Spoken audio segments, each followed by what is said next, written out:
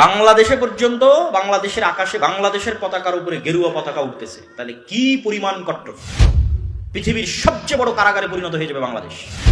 ভারতের মানুষেরা বা ভারতের সরকারেরা কিসের উপর কট্টর হচ্ছে? ওদের দিনের উপর। আমাদের দেশ যে কোনো মুহূর্তে গাজা হয়ে যেতে পারে। কি হতে পারে?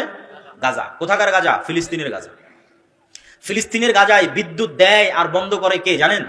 ইসরায়েল। যে গাজাতে এখন বিদ্যুৎ সাপ্লাই দিব অথবা বন্ধ করব, এই সিদ্ধান্ত কার কাছে? ইসরায়েলের কাছে। আর সেই দিন সংবাদে দেখলাম ভারতের আদানি গ্রুপ বলতেছে আগামী 7 তারিখের মধ্যে টাকা পরিশোধ না করলে বাংলাদেশে বিদ্যুৎ সাপ্লাই বন্ধ হয়ে যাবে। তাহলে গাজা তো অর্ধেক হয়ে গেছে। এই পৃথিবীর দ্বিতীয় গাজা হওয়ার সকল ক্রাইটেরিয়া বাংলাদেশে মজুদ আছে। মানে সকল উপকরণ বাংলাদেশে আছে যে বাংলাদেশ পৃথিবীর দ্বিতীয় গাজা হবে। পৃথিবীর সবচেয়ে বড় কারাগারে পরিণত হয়ে যাবে বাংলাদেশ। আমাদের পার্শ্ববর্তী দেশ ভারতের আধিপত্য এবং দাসত্বের কারণে। মুক্তি পাবেন কিভাবে? যত কট্টর আপনি দিনের উপর হবেন তত দ্রুত মুক্তি পাবেন।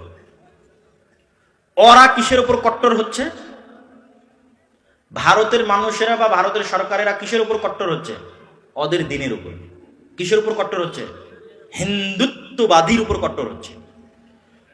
বাংলাদেশে পর্যন্ত বাংলাদেশের আকাশে বাংলাদেশের পতাকার উপরে গেরুয়া পতাকা উঠতেছে, তাহলে কি পরিমাণ কট্টর! নিজের দিনের উপর কি পরিমাণ কট্টর!